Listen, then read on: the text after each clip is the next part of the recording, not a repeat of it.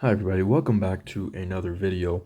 So in today's video, we're going to talk about a brief intro and discussion towards the nervous system and nerve-to-nerve communication, or more specifically, neuron-to-neuron communication. So in order to discuss all of this, we have to go through a very simple understanding of what a neuron is, what the nervous system is and what it's made up of, okay? And then we can start getting into all the nitty-gritty details. And believe me, we will do that in the series of videos upcoming. But I need you to watch this video to get a brief and full understanding of things before we move on, okay? So, first things first. What is your nervous system? Your nervous system is this guy right here. And it includes your brain, okay? Your brain stem, which is this tiny little part right here. And then this thing called the spinal cord, which you can see is just kind of carrying all the way down here, okay? So your brain and your spinal cord, all kind of made up of neurons, okay? But what you notice is that from the spinal cord, you're kind of getting these branches of nerves coming out. And this right here is another branch of your nervous system. So your entire nervous system can be branched into two things, the central portion and the peripheral portion. The central portion is just your brain and your spinal cord, okay? The peripheral portion, though, that's literally everything that comes out of the spinal cord and just kind of goes all over the place. We'll talk about the organization of the nervous system in a separate video, but like I said, this is just an introduction. So let's take any one of these nerves, and believe me, there are multiple kind of nerves coming out over here, right? And let's just zoom in on one of them, okay?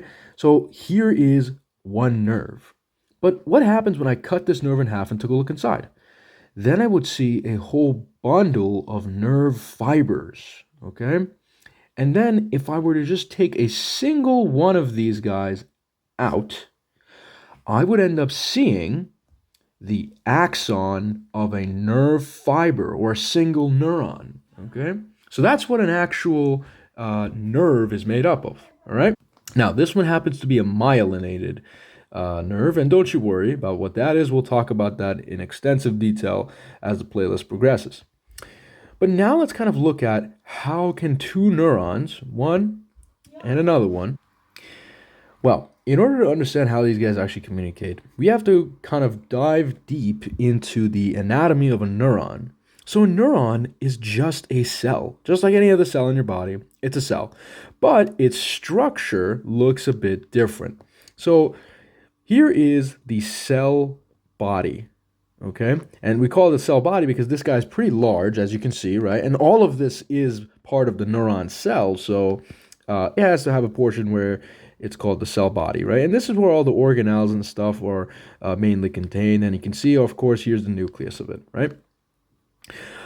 Off of this cell body, these guys are coming out. What are these guys? All of this, right? These guys are called dendrites, which just translates to arm-like extensions, okay? And we'll talk about why we have these dendrites on a neuron. Then the kind of cell body starts to narrow in towards this one direction here, and this portion where it narrows in is called an axon hillock, okay? This entire thing, okay, all the way from here to here, that's called an axon of a neuron, okay? And then finally, there will be multiple of these kind of terminal branches occurring here, okay? Where you will branch into like these tiny little endings here. And these guys have many names depending on where you read them. You can call them synaptic knobs or synaptic terminals. And in specific neurons, we call them terminal buttons, okay? Either way, the job of these guys is to release specific chemicals out of them. Okay, so look, this guy will release it, this guy will release it, this guy, this guy, this guy, this guy, and this guy, and this guy, okay? What are these chemicals called? Well, We don't know what kind of chemicals these are. They could be any kind of chemical, but we give them a kind of group name. We say that they are neurotransmitters. Now, there are different types of neurotransmitters, right? There's, for example, acetylcholine, there's norepinephrine, there is serotonin, there is dopamine. I can keep going and going, right? But that won't have any point for us, okay? I just want you to understand that these are neurotransmitters for now, and they're being released out of the synaptic terminal. What is the point of releasing these neurotransmitters? Well, when I release these neurotransmitters, right, you know what's going to happen? And let's write this down here. These neurotransmitters are going to find their way on the dendrites or the cell body of this other neuron, okay? And when they do, they're going to bind to specific receptors that may be located on this dendrite or this cell body, okay? And they're going to try to generate a signal, okay? Now, at this point is where I have to kind of stop and tell you something, okay? You guys know about electricity, right? You guys know about a wire and how it can kind of conduct electric charges through it, right? And, you know, it allows for the electric charge to travel so that we can, you know, charge our phone, for example, okay? It's a way of electrical communication. A neuron is very similar. It can conduct an electric charge through itself, specifically all the way through the cell body, or all the way from the dendrite to the cell body to the axon, all the way down here. It can do that. You can think of it as like a large kind of wire, okay, that conducts electricity. But in order to do that, in order to conduct electricity, you have to have a difference in voltages, okay? So if you think back to our discussion about the cell membrane, okay, you will recall that it is really good at separating charges like sodium, right? It has a charge, positive, and things like potassium or other, negatively charged things like chloride, okay? Point is, it's good at separating charges. That creates a potential for us to conduct this kind of electric charge. We call that a membrane potential, okay? So these guys, they have the membrane potential, all right? And that comes out from the fact that they can separate charges across this membrane, this plasma membrane that they have. Now, when this neuron here releases a neurotransmitter, right, that neurotransmitter will bind to specific receptors on this dendrite or on this cell body, and that will try to open up specific channels to change the charge difference across this actual neuron here, okay? Why would we do that? Well, if we do that, okay, you know what's going to happen? And we'll talk about all of this in depth, don't worry, but when we change the membrane potential here, okay, let's say we make the membrane potential more positive. What do I mean by this? Let's say I have a graph, and I measure in voltages the y-axis, millivolt, and I, on the x-axis, look at time, okay? And let's say I start off with a baseline, which is where my membrane potential normally would be, okay? My membrane potential of a neuron, which is, again, just a difference in positive and negative charges across the cell membrane, right? If I were to measure it, it's negative 70 millivolts, okay? Negative 70 millivolts. And if I were to open up very specific channels here that will change the voltage, right? The electrical difference across the cell membrane here, this voltage might increase over time to, I don't know, let's say negative 55, okay? The process of changing the voltage, all right, very briefly and very locally, meaning that like I'm only changing the voltage of the cell membrane at this location or at this location. That process is called a graded potential, okay? So a neurotransmitter binding to its receptor can cause a graded potential to occur on this neuron right here.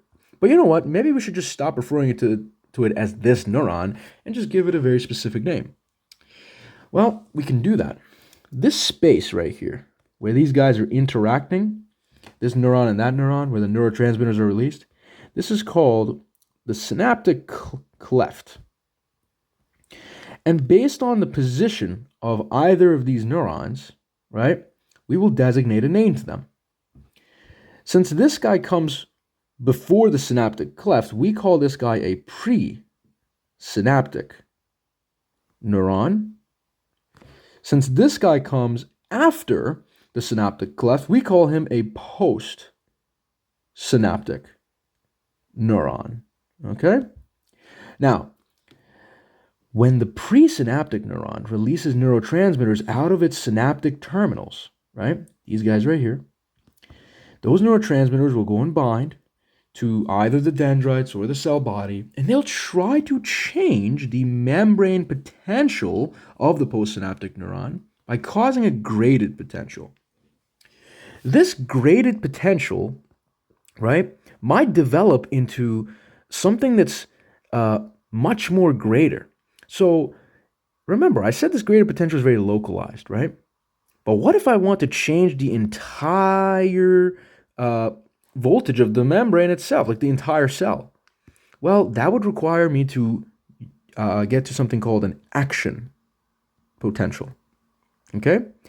A graded potential can develop into an action potential if I achieve a very specific voltage inside of the cell. And I gave a good example of this right here. In a neuron, if I go from -70, right, to, for example, -60, right, I am locally changing the membrane potential. That's called a graded potential. But if I happen to hit a very specific voltage, -55 millivolts, I will launch a very, very, very large change in my membrane potential. That's called an action potential, okay? So at -55 inside of a neuron, right, an action potential occurs. And an action potential is not local. It doesn't just stay right there. What happens is that action potential, it will spread to all parts of this neuron. And in fact, it travels in one way. And that one way is this direction. It will travel down the axon of this neuron, and that charge will spread to all kind of areas down here. And guess what? This action potential, after it spreads all the way down towards these, what are they called? The synaptic terminals. You know what it will do? It will cause the release of neurotransmitters out of that synaptic terminal. Okay? Now you might be thinking, hey, you know what, Keon? So you explained all of this right now, and you said that the action potential is what leads to the release of these neurotransmitters. And you also said that the action potential comes from a graded potential. And we said that the graded potential comes from a local change in the membrane potential. These are all correct. And we also said that the graded potential, which is a local change in membrane potential, was caused by a neurotransmitter binding to very specific receptors on either the dendrites or the cell bodies. So the point I'm trying to get at is, you might be asking me, did this presynaptic neuron go through the exact same process? Yes, exactly. Some other neuron will have released neurotransmitters that bound to this guy here, caused the graded potential, which led to an action potential, and then caused the release of neurotransmitters, and so on and so forth. It's a long, long, long circuit, a long, long chain. Okay? This right here is how your neurons communicate to one another, and this right here is how you can think, how you can talk, how you have memory. All of it is just neuron to another neuron communication, all through these extremely basic concepts. Now, throughout the rest of this playlist, we will discuss each and every single one of these topics that I just introduced to you in great detail. So, I will see you in the next video where we start our discussion on a membrane potential. Thank you so much for watching.